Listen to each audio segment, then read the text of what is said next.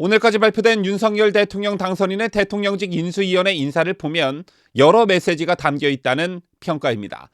그중 가장 두드러지는 건 단 4명밖에 없는 인수위 위원장급 인사들의 인선인데 이 4사람 모두 민주당 이력을 가졌다는 게 공통점으로 꼽히고 있습니다.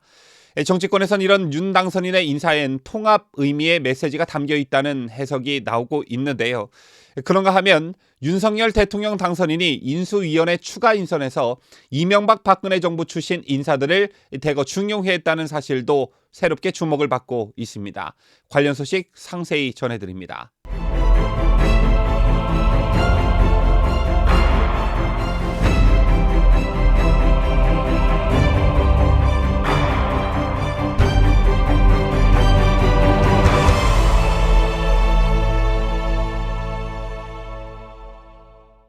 시청자 여러분 안녕하십니까? 뉴스데일리 베스트 민앵커입니다.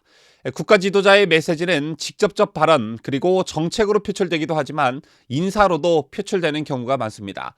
문재인 정권만 보더라도 조국, 추미애, 박범계, 장하성, 김상조, 윤해, 김현미, 이인영, 노영민, 임종석 등등등 이런 사람들을 청와대 요직과 장관에 임명됐고 한치의 오차도 없이 이들이 이끄는 국정은 예상한 대로 흘러갔죠. 때문에 인사는 메시지다라는 것을 넘어 국정을 책임지는 대통령의 인사라면 거의 모든 국정 방향을 말한다라고 해도 과언이 아닙니다. 윤석열 정부가 공식적으로 출범되지는 않았지만 인수위원회 인사가 속속들이 발표되고 있습니다. 오늘까지 발표된 인수위 인사들의 면면을 지금부터 상세히 살펴보도록 할 텐데요. 우선 단 4명밖에 없는 인수위 위원장급 인사들의 인선에서 드러난 공통점이 관심을 끌고 있습니다. 안철수 인수위원장과 김한길 국민통합특별위원장, 김병준 지역균형발전특별위원장과 박주선 대통령 취임식 준비위원장이 바로 그들인데 이들 4명은 모두 과거에 더불어민주당 계열 정당에 몸담았던 인물들이란 공통점을 가지고 있습니다. 안철수 김한길 위원장은 더불어민주당의 전신인 새정치민주연합의 공동대표를 역임했고 김병준 위원장은 여러분 아시다시피 노무현 정부 정책실장 출신입니다. 제밖에 박주선 위원장도 민주당에서 오랫동안 활동한 대표적 호남 출신 정치인이죠. 정치권에선 이런 윤 당선인의 인사엔 통합의 메시지가 담겨 있다는 해석이 나오고 있습니다. 물론 인사에 있어 가장 중요한 건 능력이라는 게 윤 당선인의 입장이지만 그 안에도 정치적 고려가 들어갈 수밖에 없다는 것이죠. 또 윤 당선인은 후보 시절 이재명 세력의 기모표는 길을 펴지 못하는 민주당의 훌륭한 분들과는 협치를 하겠다고 강조해온 바 있고 이재명의 민주당 주역들을 보면 80년대 좌파 운동권 세력들이다. 자기들끼리 자리 차지하고 이권을 나눠 먹다 보니 이렇게 엉망이라고 늘 비판해왔습니다. 자, 때문에 선거운동 기간 김한길 전 대표 그리고 이용호 무소속 의원 등 탈민주당 진영을 끌어안는 모습을 보여왔고 실제 선대위에서 중요 직책을 맡기도 했는데 그 마지막 퍼즐인 안철수 국민의당 대표와의 후보 단일화가 되면서 통합의 신호탄을 쏘아 올린 바 있죠. 자, 이런 기조를 인수위 인사에서도 그대로 이어가고 있다 이렇게 보면 될 것 같은데 그렇다고 해서 이명박 박근혜 대통령 시절의 보수와 단절하는 모습을 보이는 건 아닙니다. 윤석열 대통령 당선인이 인수위원회 추가 인선에서 이명박 박근혜 정부 출신 인사들을 대거 중용했기 때문인데요. 어제 오전 김은혜 대통령 당선인 대변인은 서울 여의도 국민의힘 중앙당사 브리핑에서 인수위 경제 1분과 최상목, 김소영, 신성환, 외교안보분과 김성한, 김태효, 이종섭, 정부사법행정관 분과 이용호, 유상범, 박순애, 대통령 취임식 준비위원장 박주선 등 총 10명의 인수위원 인선을 발표했습니다. 그런데 이날 인선을 뜯어놓고 보니 경제는 박근혜, 안보는 이명박 코드였다 이런 분석이 나오고 있는 것인데요. 자, 우선 경제 1분과를 좀 살펴보겠습니다. 인수위 경제 1분과는 간사의 최상목 농협대 총장을 위원회 김소영 서울대 경제학부 교수와 신성환 홍익대 경영학부 교수를 임명했습니다. 최상목 총장은 박근혜 정부, 신성환 교수는 박근혜 대선 캠프 출신 인사입니다. 최 총장은 행정고시 출신으로 박근혜 정부에서 대통령 비서실 경제수석실 경제금융비서관을 지냈고 기획재정부 1차관을 역임했고요. 신성환 교수는 박근혜 대선 캠프에서 국민행복추진위원회의 힘찬 경제추진단 추진위원을 맡았고 이후 한국금융연구원장을 지낸 인물입니다. 제밖에 김소영 교수는 이명박 박근혜 정부와 인연은 없지만 대표적인 문재인 정부 소득주도 성장 반대론자로 윤 당선인 정치 입문 때부터 경제 자문을 해오던 인물로 알려져 있습니다.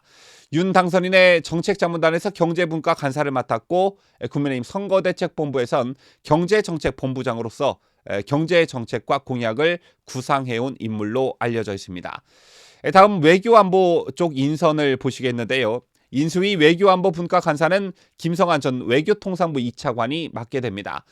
김 전 차관은 MB정부 출신으로 17대 대선 당시 이명박 대선 후보의 외교안보 정책자문을 했고요. 특히 윤 당선인과는 50년지기 초등학교 동창으로 아주 가까운 사이로 알려져 있습니다.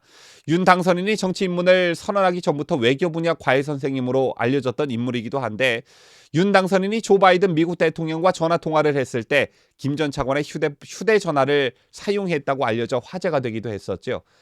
또한 김태효 성균관대 정치외교학과 교수도 이명박 전 대통령의 대외정책 가정교사로 불릴 만큼 MB정부의 안보 실세로 꼽히던 인물입니다. 좌파들의 거센 반발을 샀던 2012년 6월 한일정보보호협정인 지소미아 처리를 주도했고 국군 사이버사령부의 댓글 공작 사건으로 기소됐으나 항소심에서 무죄를 받았습니다.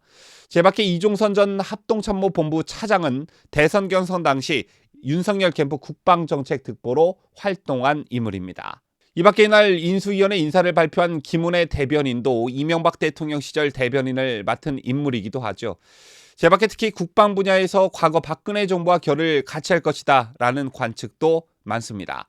윤석열 대통령 당선인은 후보 시절부터 지금까지 늘 강경한 대북 정책을 공언해왔고 특히 북핵에 대응할 수 있는 한국형 삼축체계 복원 등을 공약해 온 바 있죠.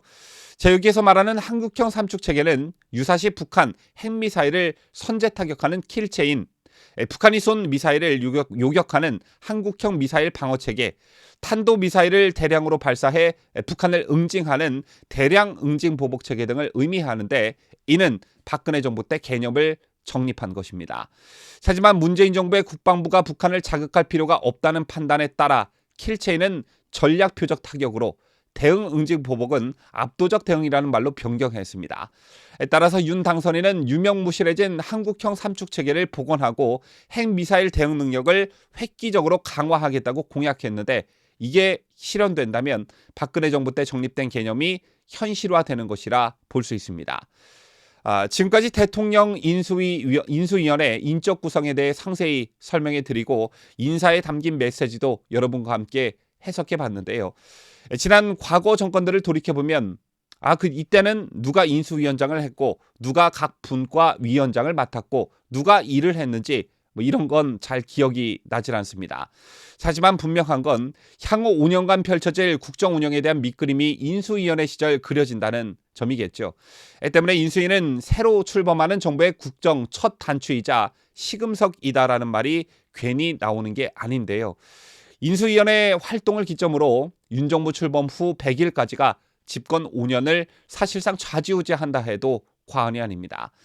대선 과정에서 윤 당선인이 제시한 공약을 구체화하고 보다 정교하게 가다듬고 국정 업무 전반에 틀을 짠다는 점에서 인수위의 책무는 실로 막중하다고 볼 수 있는데요. 무엇보다 중요한 것은 인수위원 인선이겠죠. 부디 윤석열 당선인 인수위가 첫 단추를 잘 끼우기를 정권 교체를 열망하셨던 국민들과 함께 기원해 보겠습니다. 지금까지 저는 자유대한민국을 수호하는 뉴스데일리 베스트 민앵커였습니다.